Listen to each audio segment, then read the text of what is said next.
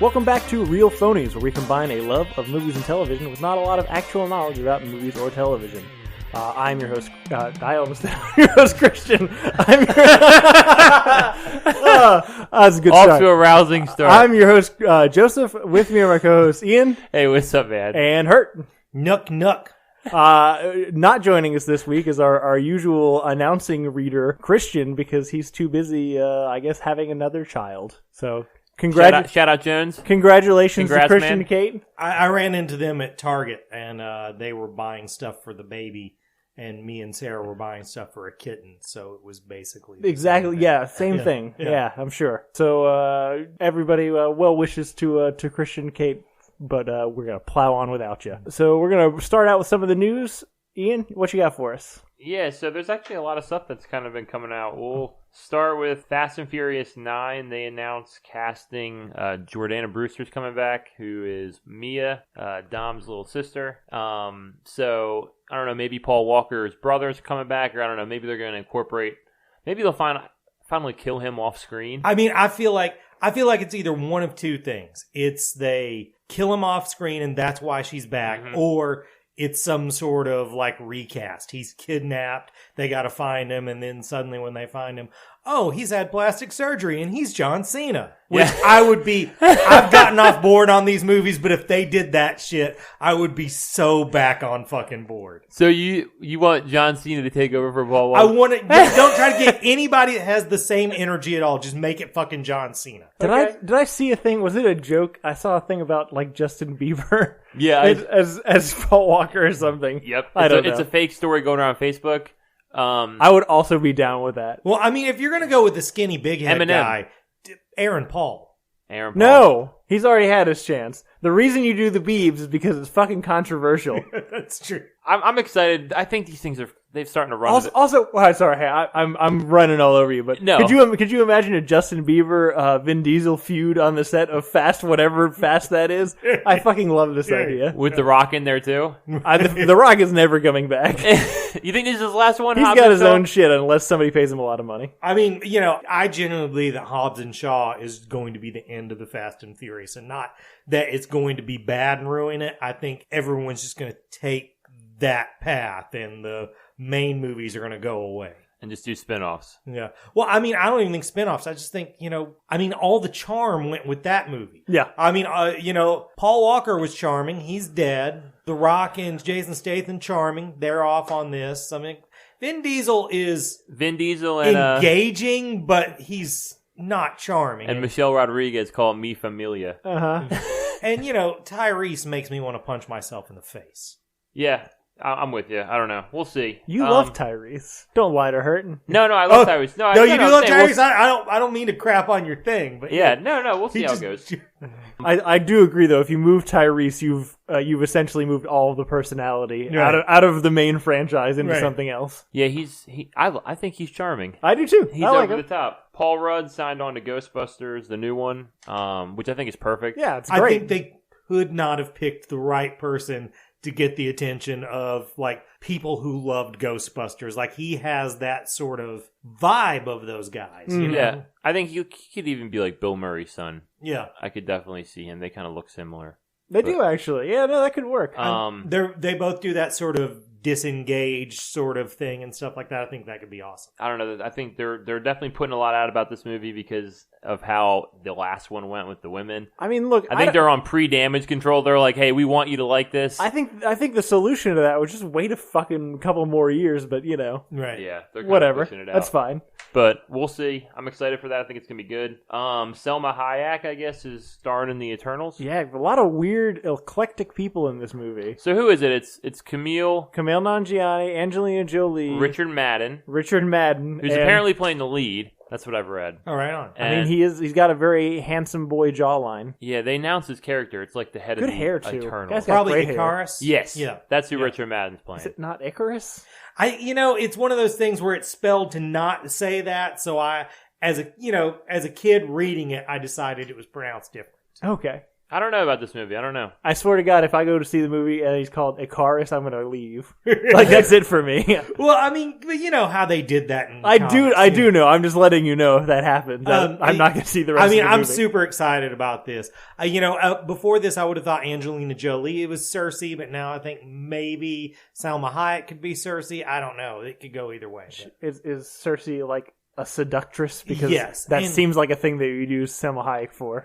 But Angelina Jolie too. I think you could say both. And of all the Eternals characters, she's the one that's made the most crossover into other corners of the Marvel universe. Gotcha. So. I don't know. It sounds cool. They're getting a lot of famous people in that movie. They sure are. On some set reports, set photos have leaked on the Black Widow movie, showing what looks like the villain, and the kind of the time frame. So it seems to be set between Civil War and Infinity War.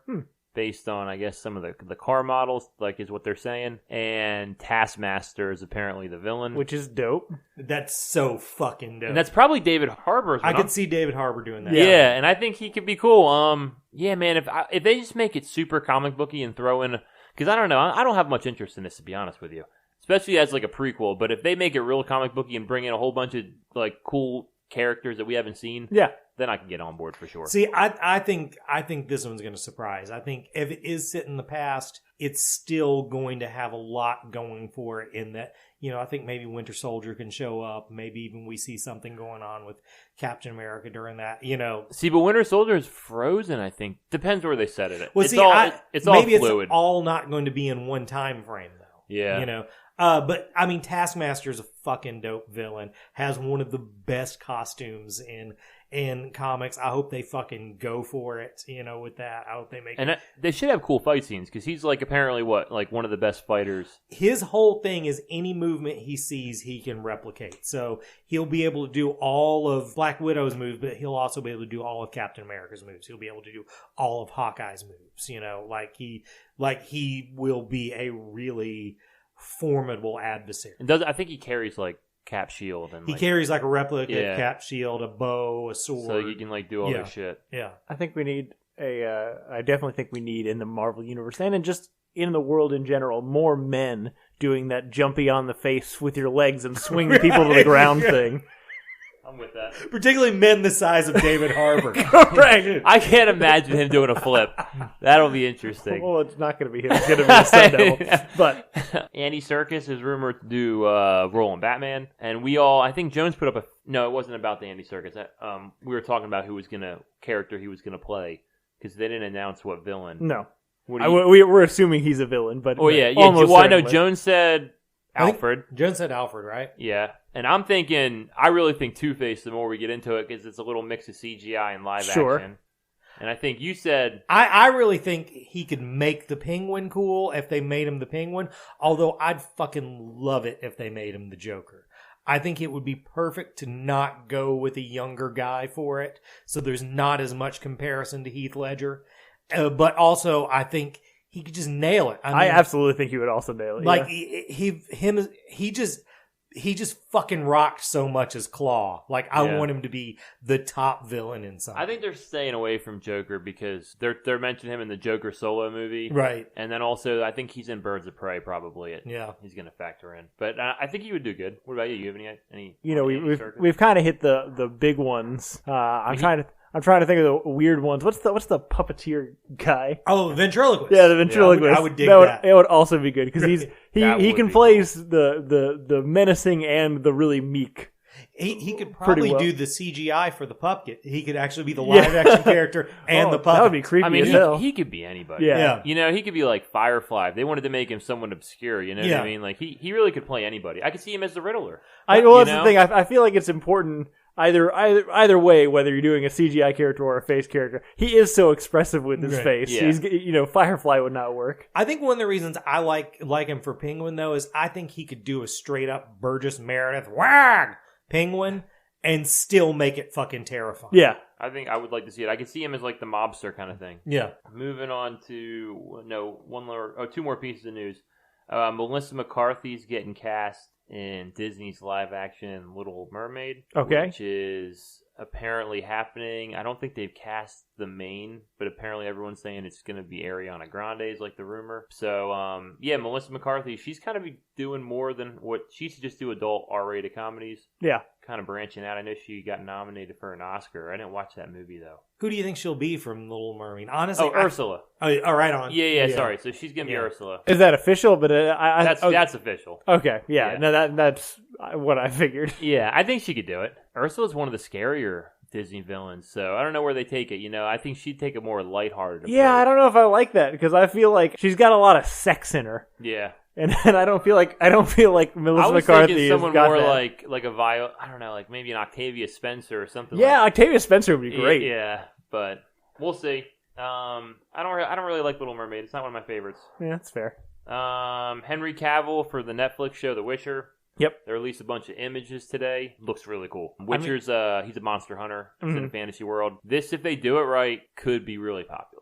He's got the most made up video game physical physique, like actual body and face and jaw and everything I've ever seen on a human being. So it just makes sense. He is one of those guys that when you see like a rendered character of him, it's like, well, that couldn't exist in real life. Yeah. But that he has that body. Yeah, no, I think it's perfect. Honestly, there's a lot of lore there, so I think they can make it cool if they really. Yeah, no, it's based on a right book series first, right? Yeah, I don't know a lot about it, but I love a good Netflix, especially we know it's an hour or 30 minutes. I don't know that. Because if it's 30 minutes, I'm gonna rock this shit. Right. I love a Netflix show though, Yeah. Something to binge. Yeah, so we'll see. Also on the Netflix TV show front, Sandman from Neil Gaiman and David Goyer. Oh, how did I not hear about this? Yeah, today. Is it official? Because I know it was rumored up to this point. So today is the announcement. Today, I guess, we got shared on our Facebook page that's coming to Netflix. Man, I'm so glad they're doing this as a series instead of a movie. Because the thing is about Sandman is